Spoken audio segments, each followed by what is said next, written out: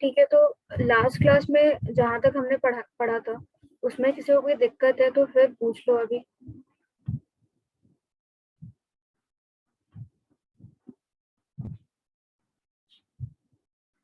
आज जो टॉपिक हम स्टार्ट करेंगे वो है बायोमोलिक्यूल्स।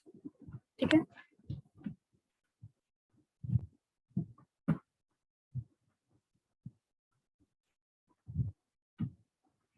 और जैसा कि एनिमल टिश्यू एक छोटा सा टॉपिक था, वैसे ही बायोमोलिक्यूल भी एक छोटा सा टॉपिक है। ये तुरंत मतलब 4 लेक्चर 5 लेक्चर में मैक्सिमम खत्म हो जाएगा। उसके बाद मेन जूलॉजी स्टार्ट होगा, दैट इज अगर कोई चैप्टर बीच में ना रहा तो ह्यूमन फीस स्टार्ट करेंगे, और अगर कोई चैप्टर बीच में रहा तो पहले वो कंप्लीट कर लेंगे। ठीक है, तो अभी जो स्टार्ट करेंगे हम लोग वो है बायोमोलिक्यूल्स। तो सबसे पहली बात, बायोमोलिक्यूल्स चैप्टर किसी ने पहले से पढ़ा है? मतलब कुछ भी एक overview sort of. No ma'am. अच्छा ठीक है, यस मैम। दीपक तुम पढ़े होगे है ना?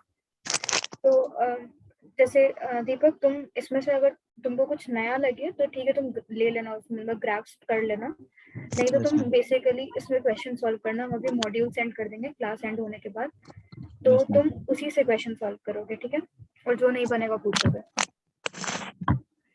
Yes, ma'am. ठीक है, अभी देखो बायोमोलिक्यूल का मतलब क्या होता है। सबसे पहली बात, मॉलिक्यूल का मतलब क्या होता है। देखो, मॉलिक्यूल का मतलब होता है एक group of chemically combined atoms, यानी कि ये मान लो एटम नंबर 1 है, ये दूसरा एटम है। जब ऐसे एटम्स कंबाइन करते हैं तो एक मॉलिक्यूल्स का फॉर्मेशन होता है। जैसे कि तुम्हें पता है H2O सबसे अच्छा एग्जांपल है। जो H2O है वो हाइड्रोजन और ऑक्सीजन एटम्स के मिलने से एक H2O मॉलिक्यूल का फॉर्मेशन होता है। तो ये तो हमें पता है कि ये क्या है। अब देखो, बायोमोलिक्यूल जो चैप्टर तुम लोग पढ़ोगे, इसमें क्या है कि ये बायोमोलिक्यूल तुम्हारा पीछा कब तक नहीं छोड़ेगा। ये बायोमोलिक्यूल तुम्हारा पीछा तब तक नहीं छोड़ेगा जब तक तुम एमबीबीएस के फर्स्ट ईयर में नहीं आ जाओ। तो ऐसा बहुत सारी इन्फॉर्मेशन है जो तुम्हें जरूरत नहीं है, तो वो सारी चीजें नहीं पढ़ाई जाएंगी। ठीक है, जो एग्जाम ओरिएंटेड चीज है बस वही पढ़ाया जाएगा जिससे तुम्हारा क्वेश्चंस बन जाए। ठीक है, तो तुम्हें फर्स्ट ईयर की चीज पढ़ने नहीं है, एमबीबीएस की चीज अभी पढ़ के क्या करोगे। तो जो बस इंपॉर्टेंट है नीट पर्पज से सिर्फ और सिर्फ वो पढ़ना है, उसी से क्वेश्चन लग जाएंगे, कोई दिक्कत नहीं होगा। अब जो सेकंड हमें पढ़ना है दैट इज ऑर्गेनिक मॉलिक्यूल्स क्या होता है। ठीक है, और देखो 10 तक हमने ये पढ़ रखा था कि जिसमें भी CHON ये सारी चीजें आ जाए वो जनरली ऑर्गेनिक मॉलिक्यूल कहलाता है। तो अभी sorry not CHON, only C and H, गलती से CHON बोल दिया। जिसमें कार्बन और हाइड्रोजन आ जाता है वो हम बोलते थे क्लास 10 में हमने पढ़ रखा है कि वो ऑर्गेनिक मॉलिक्यूल्स होता है। तो वही सेम डेफिनेशन अभी भी हम कैरी फॉरवर्ड करेंगे। वो सारे मॉलिक्यूल्स जिनमें कंपल्सरीली एटलीस्ट एक टाइप के एटम का नाम कार्बन हो और दूसरा हाइड्रोजन हो, उसे हम कहते हैं ऑर्गेनिक मॉलिक्यूल्स। ठीक है, फिर जब ऑर्गेनिक मॉलिक्यूल्स पढ़ रहे हैं तो अब हम जब ऑर्गेनिक मॉलिक्यूल्स हमने देख लिया तब हम आएंगे बायोमोलिक्यूल्स के ऊपर।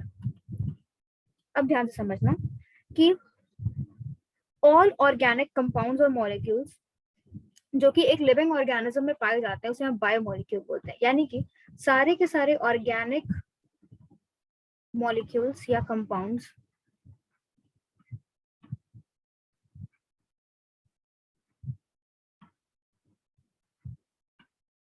which are found in living organism, इसीलिए इसका नाम है बायोमोलिक्यूल्स। बायो का मतलब लाइफ होता है। ठीक है, अब देखो, तो इससे एक क्वेश्चन ये आता है कि हम ये बोल सकते हैं कि जितने भी बायोमोलिक्यूल्स हैं वो ऑर्गेनिक मॉलिक्यूल्स से मिलकर बने हैं। ठीक है, तो एक रीजनिंग सॉर्ट ऑफ क्वेश्चन ये आता है, ये रीजनिंग हम लोग आगे देखेंगे, पहले कुछ बातें समझ लो ताकि वो रीजनिंग का आंसर तुम लोग खुद से कर सको, क्योंकि मैं ही कर दूंगी तब तुम्हें कुछ समझ में नहीं आएगा। तो यहाँ तक क्लियर है। मॉलिक्यूल हमने देखा, ऑर्गेनिक मॉलिक्यूल का डेफिनेशन देखा जिसमें C और H आना चाहिए, वो ऑर्गेनिक मॉलिक्यूल होता है। और अगर ऑर्गेनिक मॉलिक्यूल एक लिविंग ऑर्गेनिज्म जैसे मेरे तुम्हारे या किसी भी लिविंग ऑर्गेनिज्म में पाया जाता है तो हम उस ऑर्गेनिक मॉलिक्यूल को हम थोड़ा ज्यादा अच्छा टर्म देते हैं, दैट इज बायोमोलिक्यूल। तो चाहे वो कोई सा भी लिविंग ऑर्गेनिज्म हो, सारे के सारे लिविंग ऑर्गेनिज्म जो है वो सेम एलिमेंट्स और कंपाउंड से मिलकर बने हुए हैं, ठीक है। हमारे चारों ओर जो लिविंग ऑर्गेनिज्म है हम लोग सेम, जैसे कि हम लोग same hydrogen, carbon, oxygen, nitrogen, magnesium, sodium, इन सब से मिलकर बने हुए हैं, ठीक है। ये सब चीजें हमें सेम है। डिफरेंस कहाँ आता है? डिफरेंस आता है कि यहाँ तक कि ये भी बोला जाता है कि जो लिविंग ऑर्गेनिज्म है और जो नॉन लिविंग ऑर्गेनिज्म है, हम दोनों में भी सेम कॉम्पोजिशन, यानी कि हम अर्थ के क्रस्ट को देखें और हम एक लिविंग ऑर्गेनिज्म के एक टिश्यू को देखें, तो जैसे लिविंग ऑर्गेनिज्म में भी carbon, nitrogen, oxygen, phosphorus, calcium ये सारे पाए जाते हैं, वैसे ही एक लिविंग ऑर्गेनिज्म में भी पाए जाएंगे। तो डिफरेंस क्या रहेगा लिविंग और नॉन लिविंग में? लिविंग और नॉन लिविंग में डिफरेंस ये रहेगा कि इसमें जैसे लिविंग ऑर्गेनिज्म में भी ये सारी चीजें पाई जा रही हैं, नॉन लिविंग ऑर्गेनिज्म में भी ये सारी चीजें पाई जा रही हैं, ठीक है। डिफरेंस कहाँ आता है? डिफरेंस आता है इसके कॉम्पोजिशन में, यानी कि हो सकता है लिविंग ऑर्गेनिज्म में कुछ चीजें ज्यादा मात्रा में पाई जा रही हो, जैसे कि हो सकता है इनमें से कुछ चीजें ज्यादा मात्रा में पाई जा रही हो जो कि नॉन लिविंग ऑर्गेनिज्म में कम मात्रा में पाई जा रही हो, ठीक है। तो इस तरीके से दोनों में डिफरेंस इधर आता है। तो एक बार स्लाइड देख लेते हैं ऊपर, यहाँ पे देखो स्लाइड, यहाँ इस डायरेक्शन में चलना, ठीक है। ये पहला स्लाइड है, ऊपर में दूसरा और फिर तीसरा, और जैसे लास्ट वाला स्लाइड रहेगा वो सबसे आखिरी वाला स्लाइड रहेगा, ठीक है। तो सबसे पहले मॉलिक्यूल की डेफिनेशन दे रखी है, जो हमने देख लिया कि अगर हम एटम्स को कंबाइन करते हैं तो मॉलिक्यूल का फॉर्मेशन होता है। ऑर्गेनिक मॉलिक्यूल जिसमें कि कार्बन और हाइड्रोजन होने चाहिए तो वो ऑर्गेनिक मॉलिक्यूल बनाता है, और वही ऑर्गेनिक मॉलिक्यूल अगर एक लिविंग ऑर्गेनिज्म के अंदर मिल जाए तो उसे हम बायोमॉलिक्यूल बोलते हैं। अब ऑर्गेनिक मॉलिक्यूल में ये भी लिखा हुआ है कि molecules which compulsorily contain at least two types of atoms, namely carbon and hydrogen, यानी कि कार्बन एंड हाइड्रोजन तो रहना ही चाहिए, इसके अलावा कुछ और रहे तो चलेगा, लेकिन carbon and hydrogen should be there, ठीक है। अब देखो यहाँ पर है, all living organisms are made up of same type of elements and compounds, जो भी हमने डिस्कस किया। अब इस पॉइंट पे आते हैं, ठीक है। इस पॉइंट पे क्या देखा हुआ है? देखो ये एनसीईआरटी का पूरा लाइन है जो यहाँ पर इस पीपीटी में लिखा हुआ है। जब हम एलिमेंटल एनालिसिस परफॉर्म करते हैं, इसका मतलब क्या होता है कि जब हम एलिमेंट्स को एनालाइज करना चाहते हैं एक टिश्यू के अंदर, ये प्लांट टिश्यू हो, एनिमल टिश्यू हो या माइक्रोबियल टिश्यू हो, कुछ भी हो, तो जब हम उसका पेस्ट बनाते हैं, ठीक है, कैसे बनाते हैं आगे देखेंगे, तो उसमें हमें बहुत सारी चीजें देखने को मिलती है। उसमें से कुछ चीजें हैं जैसे कार्बन हो गया, क्योंकि मैंने बोला कि सारे ऑर्गेनिक मॉलिक्यूल्स तो पाए जाएंगे, तो कार्बन होता है, हाइड्रोजन होता है, ऑक्सीजन होता है, इसके अलावा लिखा है सेवरल अदर एलिमेंट्स और ऑल्सो फाउंड।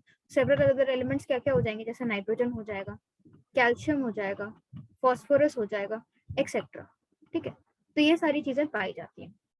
फिर नेक्स्ट लाइन में लिखा हुआ है, अगर यही सेम केमिकल एनालिसिस हम एक नॉन लिविंग मैटर पे करें, जैसे कि अर्थ के क्रस्ट पे, जैसे मैंने एग्जांपल दिया, तब भी हमें यही सारी चीजें मिलेंगी, ठीक है।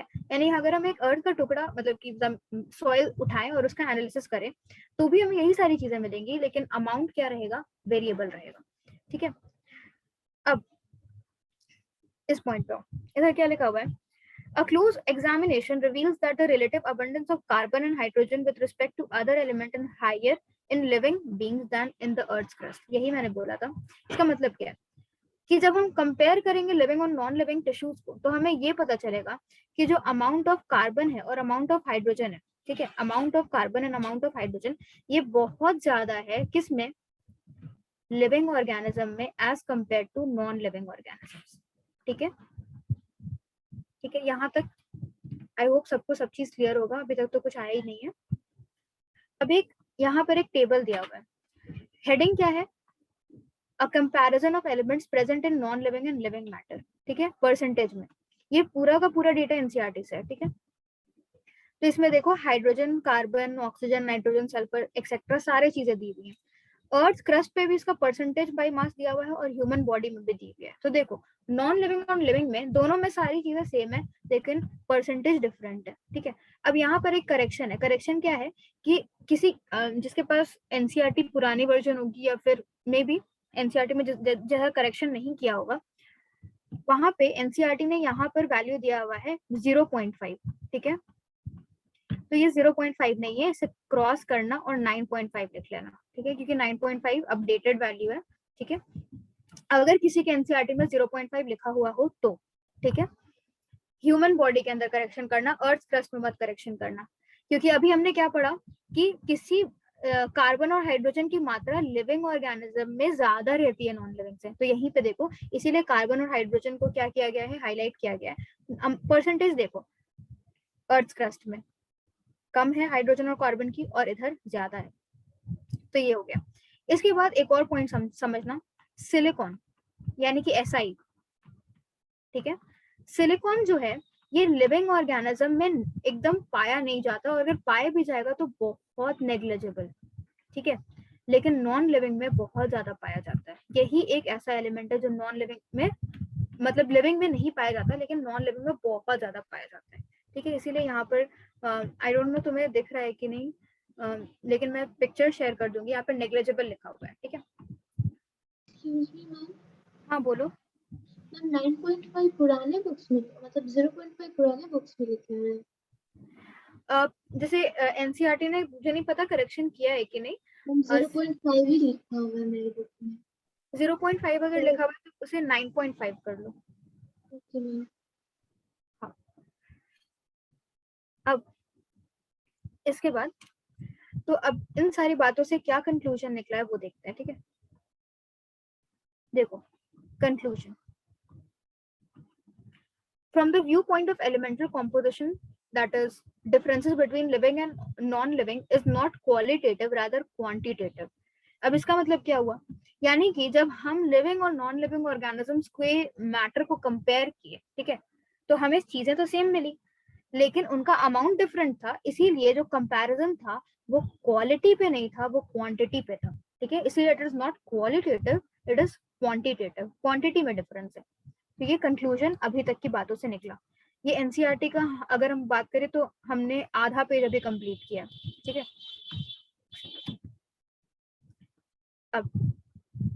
अब ये है order of element in human body, बहुत बहुत इंपॉर्टेंट, क्योंकि क्वेश्चन डायरेक्टली पूछा जाता है कि हमारे बॉडी में बताओ किस चीज का एलिमेंट, कौन सा एलिमेंट नेग्लिजिबल है, कौन सा एलिमेंट सबसे ज्यादा अमाउंट में पाया जाता है, ठीक है। तो इस तरीके के क्वेश्चन हर साल आए हैं और बहुत इंपॉर्टेंट है। भले तुमसे डेटा ना पूछे, ठीक है, डेटा नहीं पूछेगा कि 6.5 है कि 18.5 है, वैसे ना पूछे, लेकिन ये तुमसे पूछ ही सकता है कि कौन सा एलिमेंट सबसे ज्यादा पाया जाता है, कौन सा एलिमेंट सबसे कम पाया जाता है। तो ध्यान से देखना, ये है ऑक्सीजन सबसे ज्यादा पाया जाता है, फिर कार्बन, फिर हाइड्रोजन, फिर नाइट्रोजन, ठीक है, और सबसे कम इज मैग्नीशियम। सबसे कम याद कर लो और यहाँ से आगे के 4 याद कर लो, ठीक है, 1 2 3 4 5, 5 तक याद कर लो, कैल्शियम तक याद कर लो, ठीक है, कि ये एक ऑर्डर है, ठीक है। इसका कोई निमोनिक बना लो, ठीक है, ताकि तुम्हें याद हो जाए। अब ये तो रही इन सारी चीजों की बात है। अब देखो, ये एक क्वेश्चन है, मैं चाहूंगी कि सब इसे अटेम्प्ट करो, ठीक है, और जैसा जिसका आंसर आए वो प्लीज बताओ, रिस्पॉन्ड करो इस क्वेश्चन का आंसर कोई।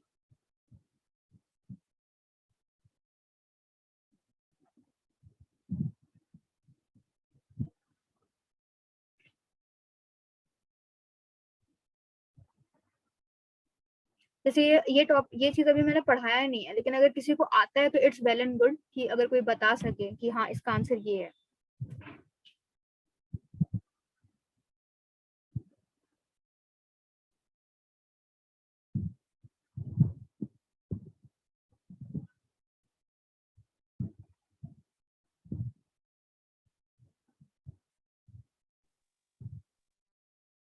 मैम कैल्शियम हाँ, एंड कैल्शियम सोडियम। नहीं, कैल्शियम एंड सोडियम नहीं होगा। देखो, हमारे बॉडी में, चलो बहुत अच्छी बात है कि तुमने एटलीस्ट अटेम्प्ट तो किया, क्योंकि ये चीज मैंने अभी पढ़ाई नहीं है, कोई बहुत दिक्कत नहीं है इसमें। देखो, होता क्या है हमारे बॉडी में, अगर हम बात करें carbon, hydrogen, oxygen, nitrogen, calcium और फास्फोरस, ये जो एलिमेंट्स हैं ये हमारे बॉडी में अराउंड 98% कम, मतलब हम बोल सकते हैं ये जो एलिमेंट की अगर तुम रिलेटिव परसेंटेज को पूरा ऐड करोगे तो ये 98% के करीब आएगा, ठीक है। तो यहाँ पर क्वेश्चन में क्या लिखा हुआ है कि along with carbon, oxygen, hydrogen, nitrogen, which of the following elements make up more than 98% of human body? तो इसका आंसर हो जाएगा कैल्शियम और फास्फोरस। और अगर इसका आंसर तुम्हें, मतलब मान लो ये फैक्ट तुम्हें नहीं पता है, तो तुम क्या करोगे कि इस टेबल पे जाओगे, OCHN, यानी कि देखो CO HN तो यहाँ पर हो गया है ना। इसके बाद का 2 एलिमेंट कौन सा है जो ज्यादा अमाउंट में, तो तुमने कैल्शियम बोला, ठीक है। सेकंड में तुमने Na बोला, सोडियम। तो फास्फोरस तो सोडियम से ज्यादा है ना, तो आंसर ये हो जाएगा, ठीक है। इसीलिए वैल्यूज इंपॉर्टेंट नहीं है भाई, बस इतना याद रखो कि वैल्यूज ऑब्वियसली तुम लोग नहीं याद कर पाओगे, तो बस इतना याद रखो कि CHON यानी calcium, sorry carbon, hydrogen, oxygen, nitrogen, calcium और फास्फोरस, ये around 98% of the human body constitute करता है। तो इस क्वेश्चन का आंसर हो जाएगा ऑप्शन 1, ठीक है।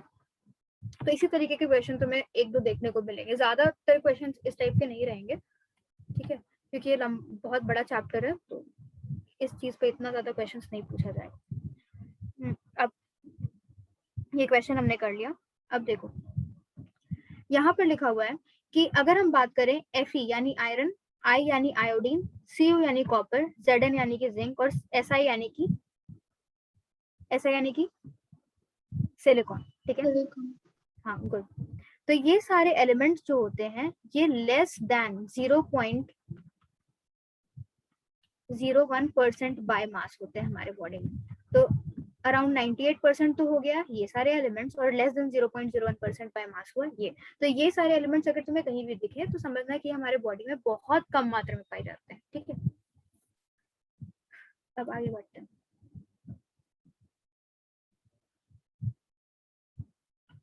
अब यहाँ पर average chemical composition of cells दिया हुआ, यानी कि हमने एक सेल उठाया, उसमें हमने देखा कि कौन कौन से ऐसे चीजें, यानी कि यहाँ पे एक्चुअली कंपोनेंट नहीं होना चाहिए, यहाँ पे होना चाहिए कंपाउंड्स, ठीक है। तो मैं यहाँ पे कट करके लिख दे रही हूँ, कंपाउंड्स होना चाहिए, ठीक है। कौन कौन से ऐसे कंपाउंड्स हैं जो कि कितने परसेंटेज में एक सेल के अंदर मिलते हैं, ये भी एनसीईआरटी का डेटा है। तो percentage of the total cellular mass, ठीक है।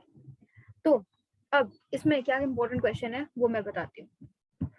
तो वाटर दिया हुआ है सबसे ज्यादा 70 से 90% वाटर, फिर प्रोटीन, फिर न्यूक्लिक एसिड, फिर कार्बोहाइड्रेट्स, फिर लिपिड्स और फिर आयंस, ठीक है। इस तरीके से ये दिया हुआ। अब इसमें इंपॉर्टेंट क्या है, इसमें इंपॉर्टेंट ये है कि यहाँ जो इनऑर्गेनिक लिखा हुआ है वो इम्पोर्टेंट है, और यहाँ पे जो ऑर्गेनिक शब्द लिखा हुआ है वो इम्पोर्टेंट है। अब देखो तुमसे क्वेश्चन क्या पूछा जा सकता है। क्वेश्चन अगर पूछा जाएगा कि बताओ सबसे ज्यादा अबंडेंट कंपाउंड एक सेल के अंदर कौन सा होता है, तो तुम्हारा आंसर क्या जाएगा, है ना, वाटर। वाटर जाएगा। अब सबसे कुछ नहीं बोला, सिर्फ बोला सबसे ज्यादा अबंडेंट कंपाउंड कौन सा है, तब तो चलो वाटर चला गया। अब तुमसे पूछे सबसे ज्यादा अबंडेंट इनऑर्गेनिक कंपाउंड कौन सा है, वाटर। थर्ड क्वेश्चन जो इसी स्लाइड से तुमसे पूछ सकता है कि सबसे ज्यादा अबंडेंट ऑर्गेनिक कंपाउंड कौन सा, ठीक है, तो वो हो जाएगा प्रोटीन्स। तो यहाँ पर ये चीज इंपॉर्टेंट था, ठीक है। सबसे अबंडेंट कंपाउंड तो ऑब्वियसली वाटर है, और इनऑर्गेनिक में भी वही है, क्योंकि देखो यहाँ पर हाइड्रोजन तो है लेकिन कार्बन नहीं होने की वजह से एक इनऑर्गेनिक कंपाउंड हो जाता है, ठीक है।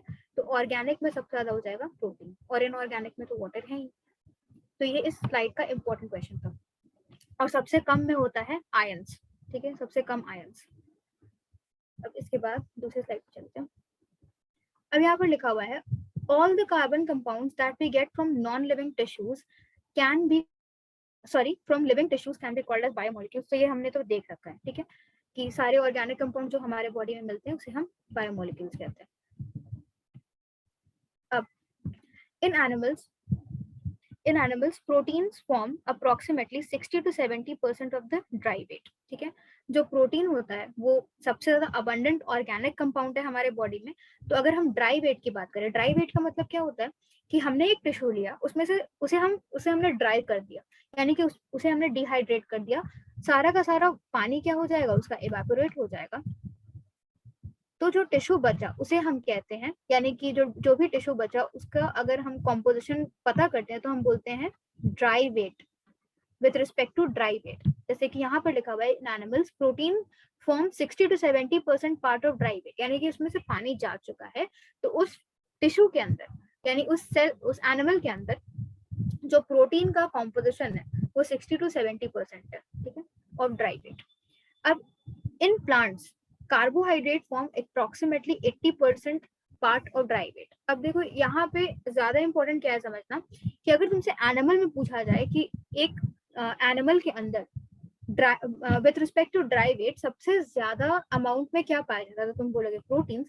और वहीं अगर प्लांट्स में पूछा जाए तो वो हो जाएगा कार्बोहाइड्रेट, क्योंकि जो प्लांट्स का सेल वॉल है, जो उसका फूड मटेरियल है, सबके सब जो होते हैं सेलुलोज से ही बने, मतलब जनरली सेल वॉल ही सेलुलोज से ही बना रहता है.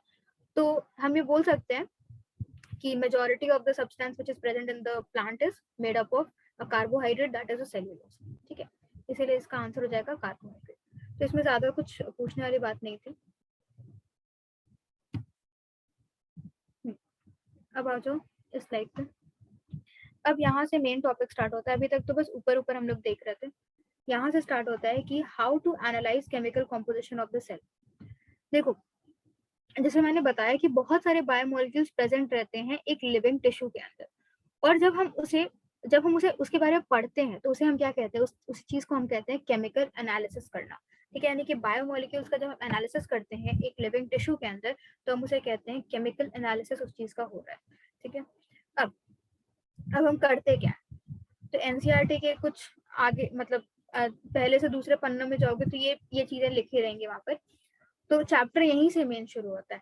चैप्टर में ये बोला जाता है सबसे पहले कि क्या करो कि एक लिविंग टिश्यू को लो और इसे ग्राइंड कर दो और उसमें डाल दो trichloro acetic acid using a motor and a पेसल. Motor and पेसल क्या होता है, से क्या बोलते हैं जो इस टाइप का दिखता है,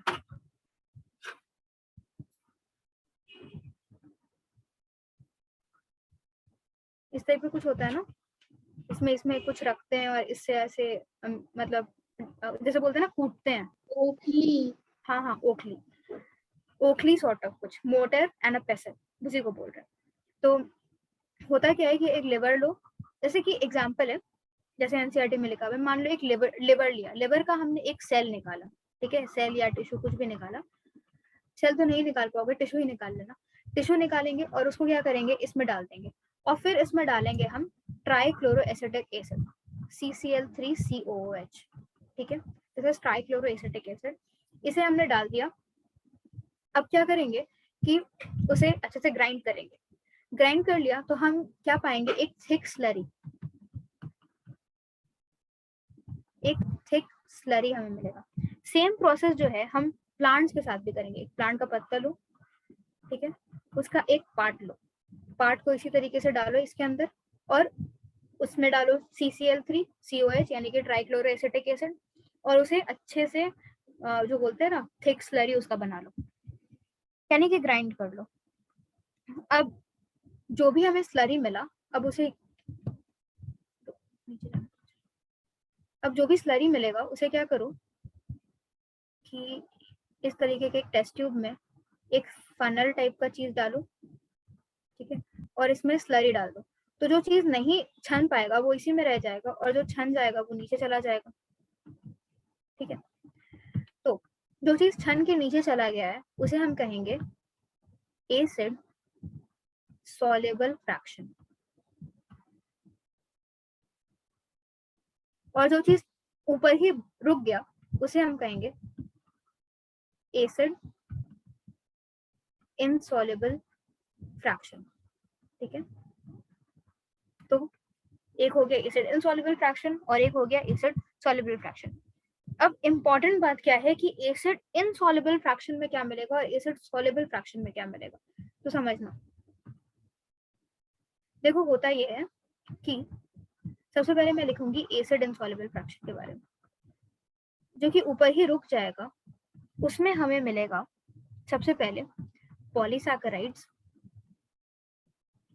दूसरा जो हमें मिलेगा दैट इज प्रोटीन्स, और तीसरा मिलेगा न्यूक्लिक एसिड. Na लिख दूंगी, समझ में आ जाएगा. Yes ma'am. मैम एक्चुअली मेरा नेट डिस्कनेक्ट हो गया था. मैम वो किसका सेल्स लिए हैं, टिश्यूज जो फनल में लिए हैं? तुम्हारा आवाज क्लियर नहीं है, फिर से बोलना. मैम मेरा नेट डिस्कनेक्ट हो गया था. मैम वो जो ग्रीन कलर है वो डब्बा, उसमें फनल में किसका टिश्यू लिए हैं? जो ये थिक स्लरी हमने बनाया ना, ये पेस्ट लाइक सब्सटेंस, वही इसमें डाल दिया. ठीक है, तो कुछ चीज नीचे छन के चला गया और कुछ चीज ऊपर ही रुक गया, तो ऊपर जो रुका उसे हम कहेंगे इनसॉल्युबल फ्रैक्शन, जो नीचे छन गया उसे कहेंगे सॉल्युबल फ्रैक्शन। अब इनसॉल्युबल फ्रैक्शन में 3 चीजें आती हैं, पॉलीसैकेराइड्स, प्रोटीन और न्यूक्लिक एसिड। जो न्यूक्लिक एसिड है, ठीक है, जो न्यूक्लिक एसिड है वो 2 तरीके का होता है, तुम्हें पता है, डीएनए और आरएनए, है ना। तो ये था एसिड इनसॉल्युबल फ्रैक्शन के बारे में। अब बात करते हैं acid soluble fraction. Acid soluble fraction में जो चीजें आएंगी वो हो जाएगा मोनोसैकेराइड्स, ओलिगोसैकेराइड्स, ये सारी चीजें क्या है, यही हमें बायोमोलिक्यूल्स में पढ़ना है, ठीक है। इसके अलावा मोनोसैकेराइड्स हो गए, ओलिगोसैकेराइड्स हो गए,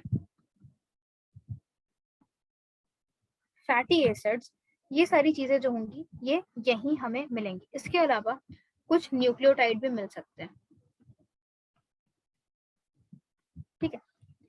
इसके अलावा नाइट्रोजन बेस, तो ये सारी चीजें हमें मिलेंगी एसिड सॉल्युबल फ्रैक्शन। अब यहाँ पर एक एक्सेप्शन आता है लिपिड्स का, ठीक है। लिपिड्स को अच्छे से समझना, देखो ये मैं नीचे लिख देती हूँ, ऊपर जगह ही नहीं है। देखो होता क्या है कि एसिड इनसॉल्युबल फ्रैक्शन वैसा, उसमें हमें वो सारी चीजें मिली जिनका जो वेट है वो 1000 डाल्टन से ज्यादा है, ठीक है। और एसिड सॉल्युबल में हमें वो सारी चीजें मिली जिनका वेट क्या है, 1000 डाल्टन से कम है, यानी कि जनरली 800, बेटर होगा 1000 डाल्टन से कम ही लिखो, 1000 डाल्टन से कम है, ठीक है। अब अगर हम लिपिड की बात करें तो इसके पहले एक ये भी चीज जान लो कि जो एसिड इनसॉल्युबल फ्रैक्शन है, क्योंकि इनका वेट ज्यादा है 1000 डाल्टन से, इसीलिए हम इसे कहते हैं मैक्रोमोलिक्यूल्स या फिर बायो मैक्रोमोलिक्यूल्स, और जिनका कम है उसे हम कहते हैं बायो माइक्रोमोलिक्यूल्स।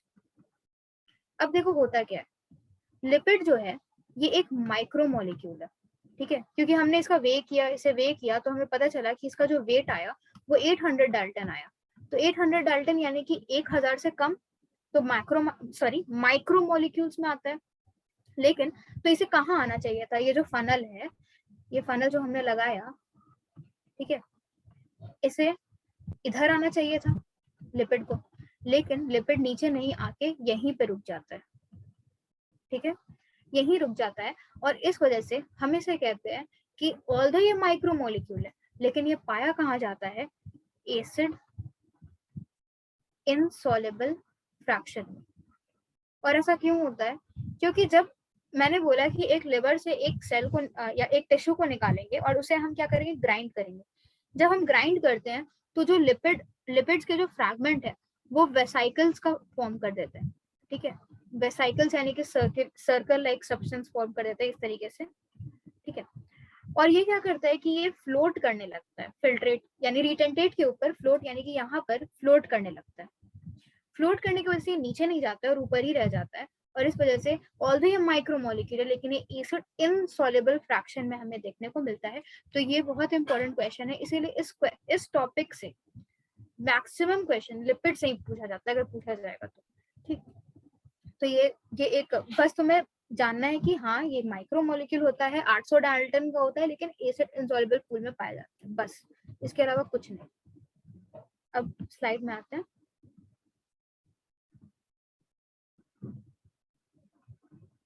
यहाँ तक हमने देख लिया था। अब देखो यहाँ पर लिखा हुआ है when we strain this slurry, जो स्लरी हमें मिला उसे हम चीज क्लॉथ से स्ट्रेन करते हैं, मतलब ये जो हमने फनल लिया उसके चारों तरफ चीज क्लॉथ लगा देंगे।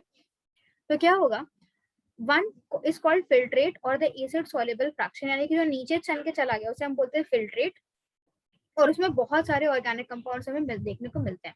और जो दूसरा हाफ है जो कि ऊपर ही रह गया उसे हम क्या कहेंगे, रिटेंटेट कहेंगे, और उसे एसिड इनसॉल्युबल फ्रैक्शन भी बोलते हैं, जिसमें आता है प्रोटीन, न्यूक्लिक एसिड, पॉलीसैकेराइड, ये सारी चीजें। तो ये दोनों स्लाइड ये चीजें हमने देख ली हैं। अब ऊपर देखते हैं इसके बाद क्या लिखा हुआ है। इसके बाद लिखा हुआ है कि व्हेन वी स्ट्रेन दिस, अरे यार ये तो वही वाला स्लाइड आ गया, रुक जाओ।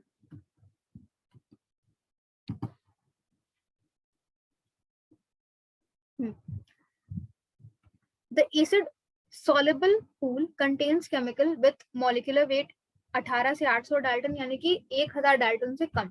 So they are called micromolecules या फिर bio माइक्रोमोलिक्यूल्स, क्योंकि बायो वर्ड क्यों जोड़ रहा है, क्योंकि हमारे अंदर पाया जा रहा है, लिविंग सब्सटेंस है, मतलब लिविंग सेल के अंदर पाया जा रहा है, इसलिए बायो माइक्रोमोलिक्यूल्स।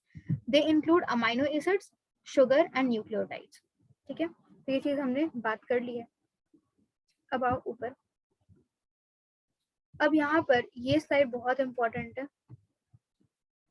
इसमें क्या लिखा हुआ है कि lipids are not strictly macromolecules. इसका मतलब वही है कि ये एसिड इनसॉल्युबल फ्रैक्शन में पाया जाता है, लेकिन ये है माइक्रोमोलेक्यूल। ये एनसीईआरटी का लाइन है। Their molecular weight do not exceed 800 Dalton, but they come under macromolecular fraction or retentate because when we grind a tissue, जब हम एक टिश्यू को ग्राइंड करते हैं, जो सेल मेम्ब्रेन होता है या फिर अदर मेम्ब्रेन्स जो होता है, वो पीसेस में टूट जाता है और वेसिकल्स का फॉर्म कर देता है। और ये वेसिकल जो होते हैं ना, ये वाटर में सॉल्युबल नहीं होने की वजह से ऊपर तैरते रहते हैं। ठीक है, इस वजह से जो लिपिड है वो हमें एसिड इनसॉल्युबल पूल में देखने को मिलता है। तो यही रीजन है, ये जो रीजन है ये भी एनसीईआरटी में मेंशन्ड है। इसमें ऐसा कोई भी चीज नहीं है जो मैंने एक्स्ट्रा कुछ भी मेंशन किया हो। ठीक है, अब इसके बाद ऊपर चलो।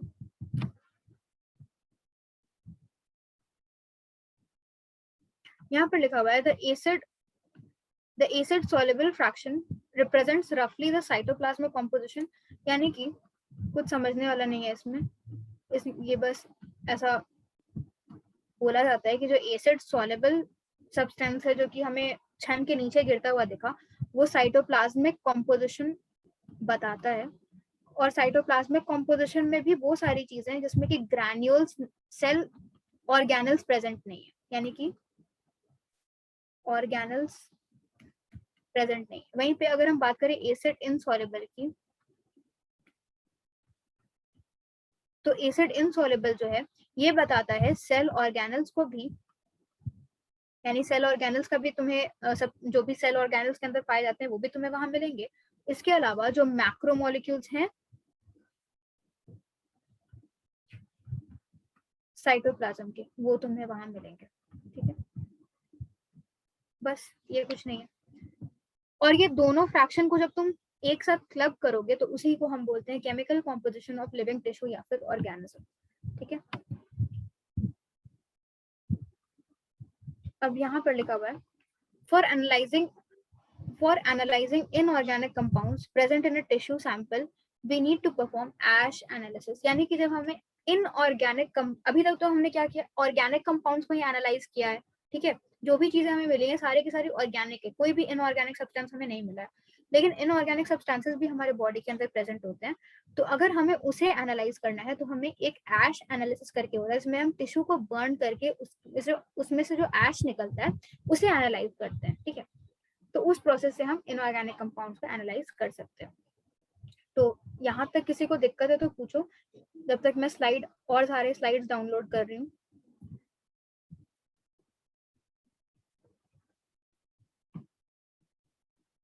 नहीं तो एक काम करो, एनसीईआरटी खोल के देखो तब तक।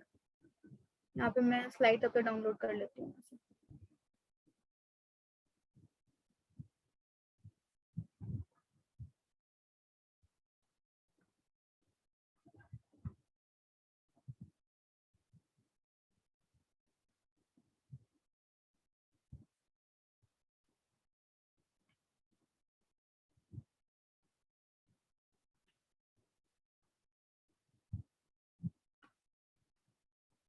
ये चैप्टर एकदम स्कोरिंग चैप्टर है, मतलब इससे क्वेश्चन आए तो एकदम छोड़ना मत, इसमें सब रटने वाला चीज है। और वैसे ये चैप्टर बहुत इंटरेस्टिंग भी है। अभी समझ में नहीं आएगा, लेकिन जब पढ़ोगे तो खुद ब खुद समझ में आएगा।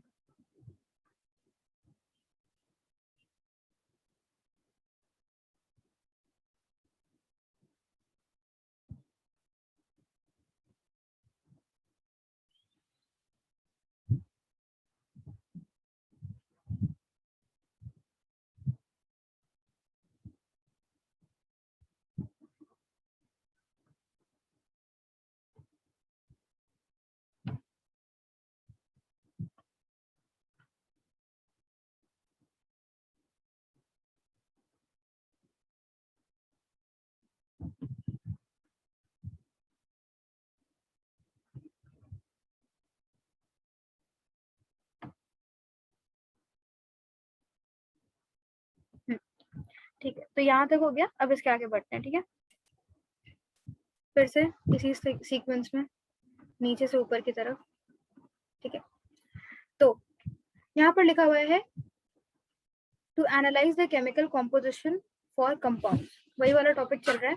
तो बायोमोलिक्यूल्स को हमने दो पार्ट में डिवाइड कर दिया है, माइक्रोमोलिक्यूल्स और मैक्रोमोलिक्यूल्स, वही सारी चीजें revision.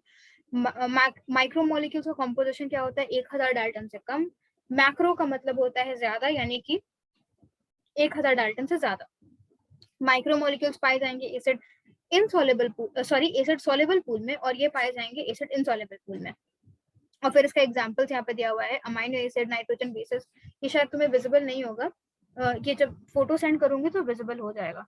Amino acid, nitrogen bases, monosaccharides. और दूसरी जगह पे दिया हुआ है, यानी मैक्रोमोलिक्यूल्स में वही सारे एग्जांपल दिया हुआ है, यानी प्रोटीन, पॉलीसैकेराइड और न्यूक्लिक एसिड, यानी पीपीएन। जब पीपीएन मैक्रोमोलिक्यूल्स में आ गया तो बचा कुचा सब जो होगा वो माइक्रो में आएगा, ठीक है। इस तरीके से तुम देख सकते हो। अब देखो, अब ये यहाँ तक हमने पढ़ लिया। अब कुछ चीजें होती हैं जैसे कि हम कहते हैं मेटाबोलाइट्स, ठीक है। तो ये मेटाबोलाइट्स क्या होते हैं इसके बारे में देखते हैं। देखो, प्लांट्स अपने अंदर कुछ इस तरीके की चीजें बनाते हैं, या फिर हम बोल सकते हैं इन टोटल सारे के सारे लिविंग ऑर्गेनिजम्स कुछ इस तरीके की चीजें उनके बॉडी के अंदर प्रेजेंट होती हैं, जो चीजें उनके डे टू डे यानी कि रोजमर्रा के जिंदगी के जीने के लिए इम्पोर्टेंट होती हैं, ठीक है। जैसे कि फैटी एसिड हो गया। फैटी एसिड का जब ऑक्सीडेशन होता है तो एनर्जी हमें मिलती है, ठीक है। जब मान लो कोई इंसान फास्टिंग में जा रहा है तो उसे खाना नहीं मिल रहा, तो अब क्या होगा कि एडिपोज टिश्यू के अंदर स्टोर्ड फैट्स जो होते हैं, जो मैंने बताया था एडिपोज टिश्यू के अंदर फैट स्टोर्ड होते हैं, अब वो ब्लड में आएंगे और उसका ऑक्सीडेशन होगा।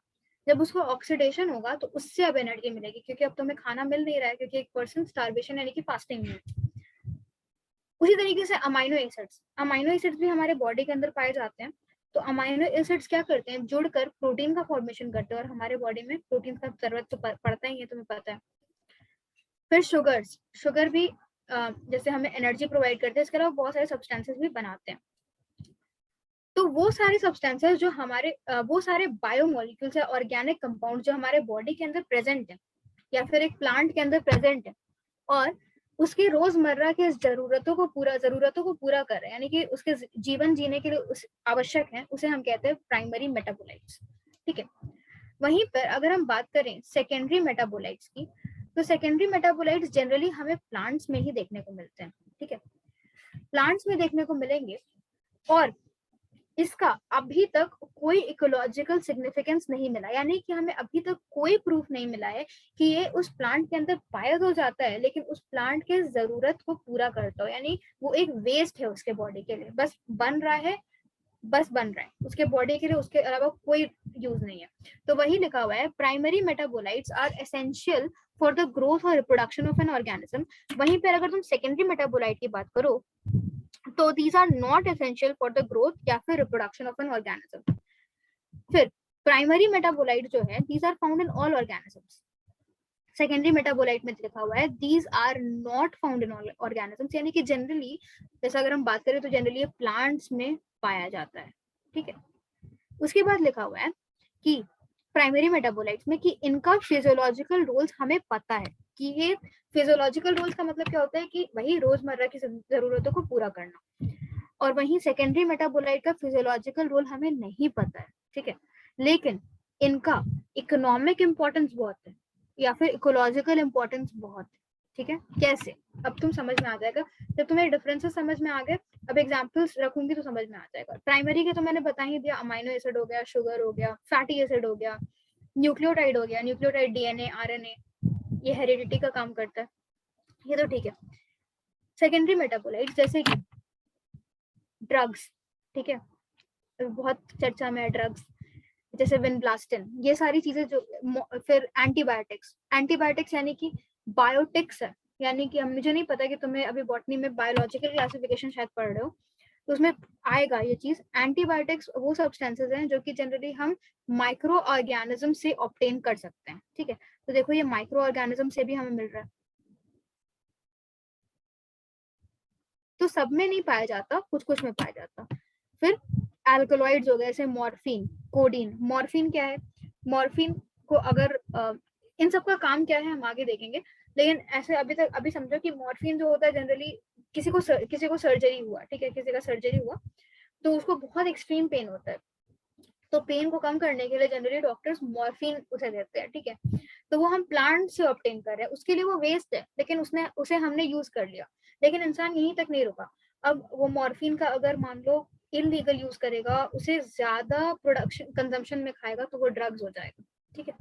लेकिन इस चैप्टर में मॉर्फिन को एक ड्रग की तरह नहीं देखा गया है, इस चैप्टर में एज अ पेन रिलीवर ही देखा गया, ठीक है। तो यहाँ तक हो गया। अब देखो यहाँ पर है सम सेकेंडरी मेटाबोलाइट्स। सेकेंडरी मेटाबोलाइट्स क्या क्या है? जैसे कि पिगमेंट्स, जैसे कैरोटिनॉइड्स हो गया, एंथोसाइनिन हो गया। एंथोसाइनिन क्या है ये भी तुम्हें बॉटनी में पढ़ाया जाएगा, कैरोटिनॉइड भी क्या है बॉटनी में पढ़ाया जाएगा, लेकिन एक सिंपल सा मैं तुम्हें बता देती हूँ कि एंथोसाइनिन होता क्या है। ये जो टेबल है एनसीईआरटी में दे रखा है, और शायद मुझे याद तो नहीं है, शायद इसका फंक्शंस भी दे रखा होगा।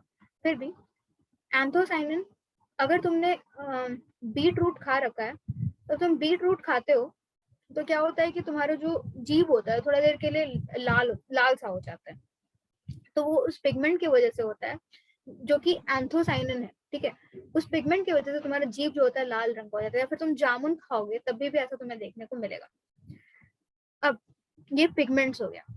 एल्कलॉइड्स में आ गया मॉर्फिन एंड कोडीन। तो यहाँ पर मॉर्फिन का काम क्या है, यही तो मैं लिख देती हूँ। मॉर्फिन का काम है पेन रिलीफ करना। उसके बाद अगर हम बात करें कोडीन, कोडीन का काम क्या है? कोडीन का काम है कि ये कफ सिरप में यूज किया जाता है, ठीक है। कफ सिरप में जनरली कोडीन यूज होता है। इसके बाद टर्पेनॉइड्स जैसे monoterpenes, diterpenes, essential oil, lemon grass oil again cosmetics में यूज किया जाता है।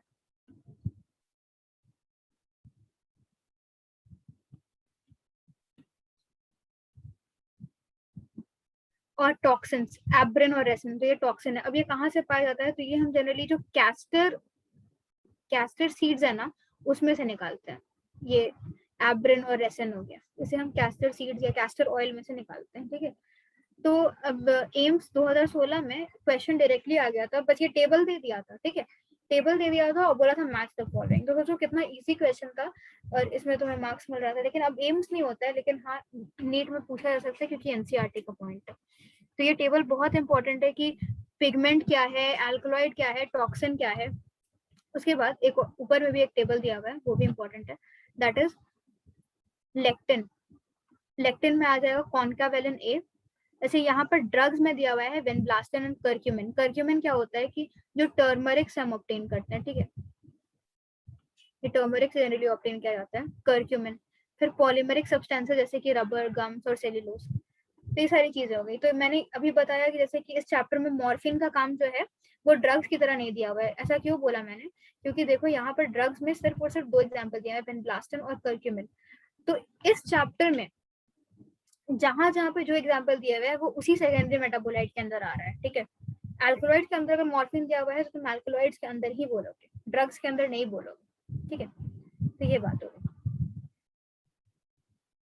अब इसके बाद दूसरे स्लाइड पे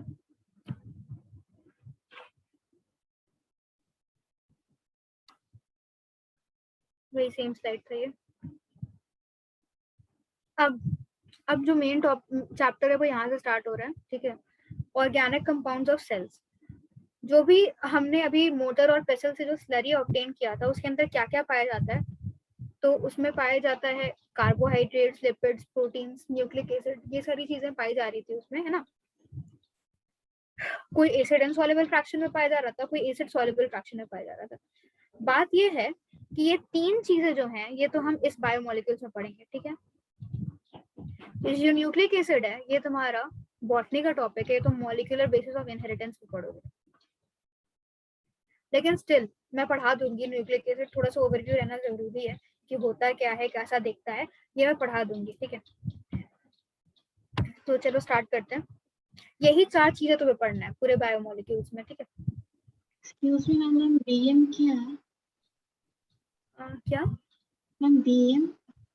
मुझे BM short में बायोमोलिक्यूल्स लिखना, and that is molecular basis.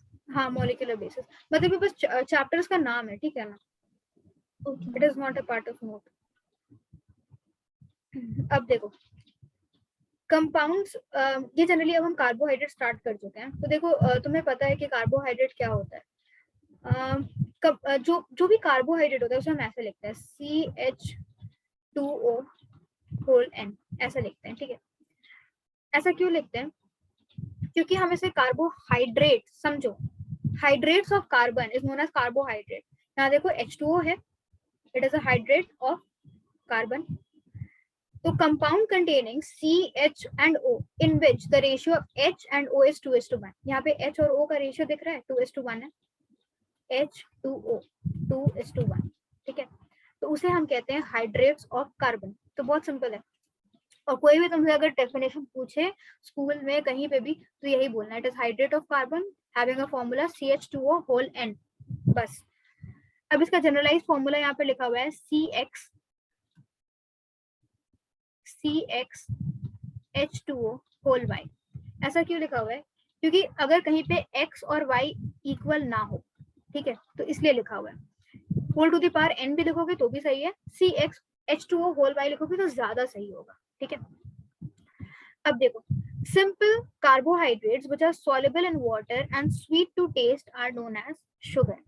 अब ये थोड़ा सा कंफ्यूजिंग बात होगा, लेकिन अब इसका मतलब क्या है, इसका मतलब समझेंगे आगे कि ऐसा क्यों लिखा हुआ है। ये 2-3 स्लाइड बाद आएगा, अभी बस इतना समझो, सिंपल कार्बोहाइड्रेट जो कि सिंपल कार्बोहाइड्रेट होता है, जो सॉल्युबल होता है वाटर में, पानी में डिसॉल्व करोगे घुल जाएंगे, उसे हम कहते हैं शुगर। बस ये समझेंगे आगे क्या होता है। नेक्स्ट स्लाइड में ऐसा लिखा हुआ है कि यही शुगर के बारे में लिखा हुआ है कि sugar are low molecular weight, यानी इनका मॉलिक्यूलर वेट बहुत कम होता है। केमिकली कार्बोहाइड्रेट ही तो है, क्योंकि शुगर है तो कार्बोहाइड्रेट तो होंगे ही। और जैसे मैंने बताया कि पानी में घुल जाते हैं तो सॉल्युबल इन वाटर, और जब इसे तुम चखोगे तो ये बहुत स्वीट होते हैं टेस्ट में, इसलिए sweet in taste. Low molecular weight, chemically they are carbohydrate, soluble in water, और पिएंगे तो यानी चखेंगे तो स्वीट इन टेस्ट। तो these are all the properties of sugar. अब यहाँ पर है क्लासिफिकेशन ऑफ कार्बोहाइड्रेट्स, ठीक है।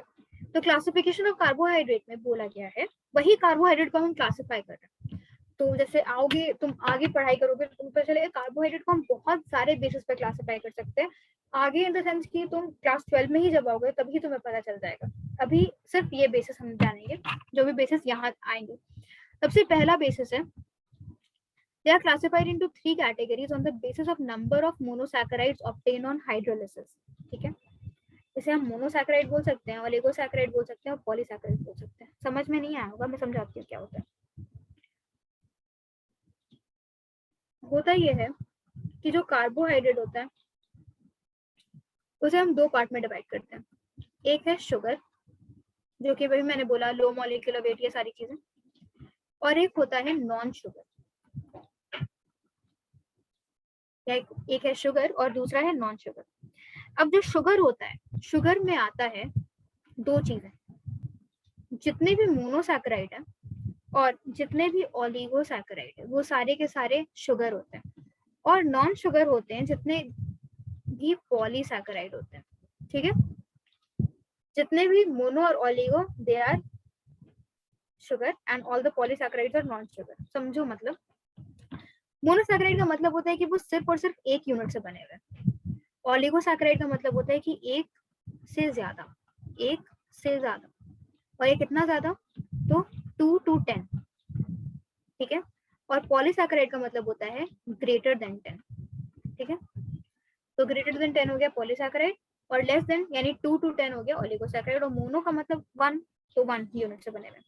तो तुम ही सोचो कि अगर हम मोनोसैकेराइड को हाइड्रोलाइज करेंगे, यानी कि किसी तरीके से हम उसे तोड़ना चाहेंगे, तो क्या वो और टूटेगा? क्या नहीं टूटेगा, क्योंकि उसमें सिर्फ एक ही यूनिट प्रेजेंट है, वो और कितना ही टूटेगा। ओलिगोसैकेराइड को अगर तोड़ना चाहोगे तो वो टूट जाएगा, क्योंकि वो मिनिमम उसमें 2 है, मैक्सिमम 10, तो वो टूट सकता है। उसी तरीके से पॉलीसैकेराइड भी टूट जाएगा। तो वही लिखा हुआ है, it is classified into 3 categories on the basis of number of monosaccharides obtained. यानी ओलिगोसैकेराइड को तोड़ोगे तो या तो 2 मोनोसैकेराइड ऑब्टेन होगा, या तो अगर मान लो 3 यूनिट से मिलकर बना हुआ तो 3 मोनोसैकेराइड ऑब्टेन होगा, इस तरीके से, ठीक है।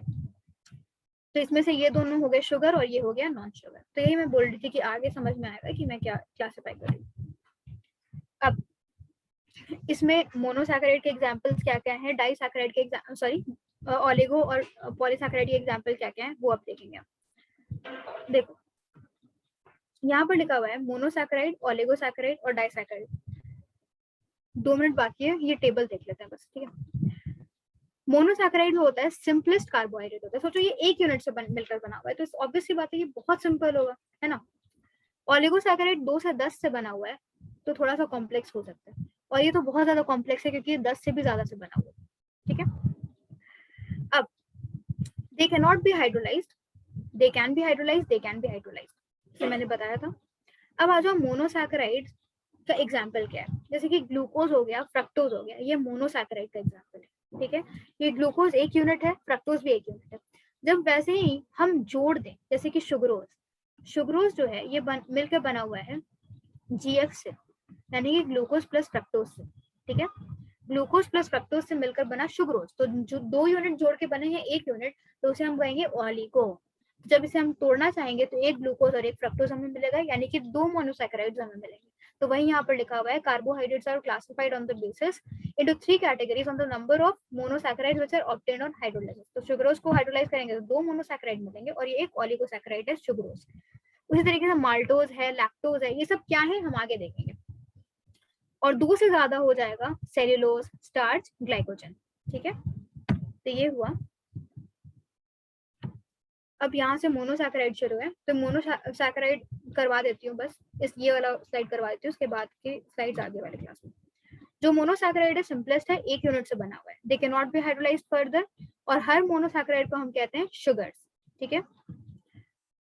मोनोसैकेराइड के लिए जो x का नंबर है इज इक्वल टू y, जो नीचे हमने बताया था x का नंबर y के बराबर है, यानी कि CxH2O होल y तुम लिखते हो, तो x is equal to y है, यानी कि CH2O ऐसा तुम लिख सकते हो अभी के लिए, या फिर whole to the power n भी लिख सकते हो, क्योंकि दोनों का नंबर तो एक ही है ना। यहाँ पे जो डालोगे वही यहाँ पे भी आएगा, और इससे अच्छा है कि एक ही n ही उसे हटा के डाल दो। और इसका रेंज क्या होता है, यहाँ पर जो x या फिर y का रेंज होता है 3 से लेकर के 7 तक, ठीक है। यानी कि मिनिमम 3 और मैक्सिमम 7 तक जा सकता है। अब इसका मतलब क्या है ये अच्छे समझेंगे हम लोग नेक्स्ट क्लास में, क्योंकि इसके आगे थोड़ा सा लंबा जाएगा। अभी तक बस तुम यहाँ तक पढ़ना, ठीक है, ये नेक्स्ट क्लास का टॉपिक है। अभी तक किसी को कोई दिक्कत है तो पूछ लो।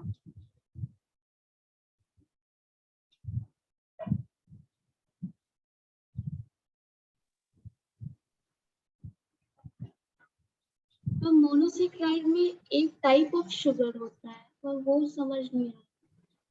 मोनोसैकेराइड, हाँ ये एक टाइप का शुगर नहीं, देखो कार्बोहाइड्रेट जो होता है ना, कार्बोहाइड्रेट को हम 2 टाइप में डिवाइड करते हैं, एक शुगर जो कि स्वीट एंड टेस्ट होता है, और नॉन शुगर जो कि स्वीट नहीं होता है, मीठा नहीं होता है, ठीक है। और शुगर के अंदर ही 2 चीजें आती है, एक मोनोसैकेराइड और एक ओलिगोसैकेराइड। जैसे कि ग्लूकोज या फिर फ्रक्टोज, जब तुम ग्लूकोज को टेस्ट करते हो तो स्वीट एंड टेस्ट होता है, तुम जो भी ग्लूकॉन डी एंड ऑल पीती हो तो वो स्वीट एंड टेस्ट होता है, तो वो शुगर के अंदर आ गया।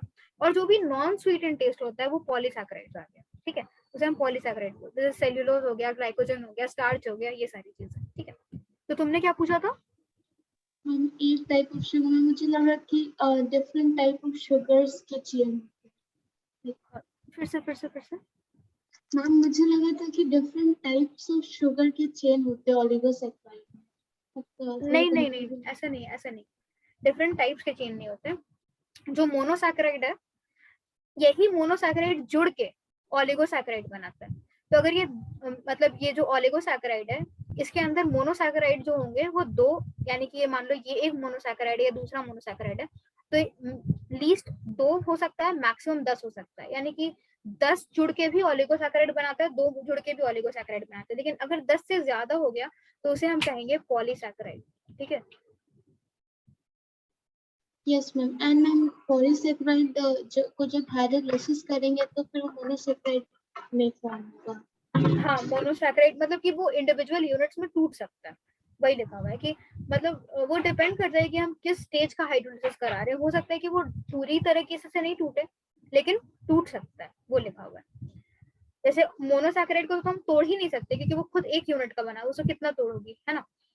लेकिन ओलिगो और पॉली को अगर अभी अभी इस लेवल पे समझो कि अगर हम हाइड्रोलिसिस कराएंगे तो वो टूट जाएगा। इंडिविजुअल मोनोसैकेराइड मतलब इस तरीके से एक एक बॉल्स देखने को मिलेंगे मोनोसैकेराइड के, ठीक है, इस तरीके से। ओके और किसी को कोई डाउट है तो पूछ लो। मैम। लाइक क्या बोलते हैं, लाइक एनिमल किंगडम में आपने बोला था कि चार्ट बना के याद करना, तो मैंने चार्ट बना के टांग दिया। और हाँ, मैम एनिमल टिश्यू में कोई ऐसा चार्ट बनाना जरूरी है या फिर कुछ और करें? एनिमल टिश्यू एक ऐसा चैप्टर है जिसमें एग्जांपल्स बहुत इंपॉर्टेंट रोल रखते हैं। तो एक काम कर सकते हो कि जब भी पढ़ने बैठो तो एक बार बस उसके डायग्राम्स देख लो, और जो भी एनसीईआरटी में पॉइंट्स मतलब एग्जांपल्स एनसीईआरटी में दे रखे हैं, सबसे पहले तो वही याद करो।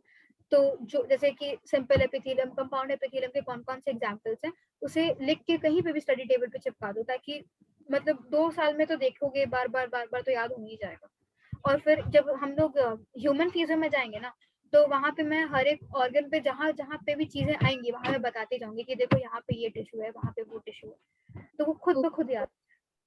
मैम लाइक सिंपली नोट्स की तरह? हाँ, एकदम सिंप्लीफाइड नोट्स जो एकदम हैंडी हो, एकदम एग्जाम के एक दिन पहले भी रिवीजन के लिए आसान है। ओके। हाँ। और किसी को कोई दिक्कत? अगर दिक्कत नहीं है तो लीव कर दो मीटिंग, फिर हम लोग कल जब भी ज्वाइन करना होगा फिर हम लोग ज्वाइन करेंगे। And ma'am like ash analysis, आपने बोला था कि ऐश एनालिसिस से इनऑर्गेनिक कंपाउंड को करते हैं, तो उसका कोई एक्सपेरिमेंट नहीं है? नहीं, उसका कोई एक्सपेरिमेंट नहीं है, बस एनसीईआरटी में बस यही लिखा हुआ है कि अगर हमें non living compound, sorry inorganic compound अगर देखना है तो हम क्या करेंगे कि टिश्यू को बर्न करेंगे। बर्न करने के बाद ऐश मिलेगा, और ऐश को जब हम एनालाइज करेंगे तो हमें इनऑर्गेनिक कंपाउंड्स देखने को मिल जाएगा। बस तुम्हें बस ओके ऑर्गेनिक कंपाउंड का ध्यान रखना है कि उसमें तुम क्या डाली। तो तुम ट्राई क्लोरो एसिटिक एसिड डाली, तो मैक्रो मॉलिक्यूल्स में क्या आया, माइक्रो मॉलिक्यूल्स में क्या आया, बस और कुछ नहीं। Okay ma'am, thank you ma'am. अच्छा, हाँ, अच्छा सुनो, जितने लोग अभी हो इधर, अभी जस्ट मैं तुम्हें जैसे ही मुझे मिलता है एलन का मॉड्यूल में शेयर करूंगी, उसका बिगनर बॉक्स 1 जाके अटेम्प्ट करोगे। जितना भी क्वेश्चंस कराया है, मतलब जितना भी अभी तक टॉपिक्स पढ़े हो और क्वेश्चन उसमें मिल रहा है, वहां जाके अटेम्प्ट करोगे। और एक्सरसाइज 1, 2 और 3 में जो भी क्वेश्चंस अभी इस क्लास से मिल रहा है वो तुम जाके अटेम्प्ट करोगे, ठीक है? Okay ma'am. Okay ma'am, thank you ma'am. Welcome.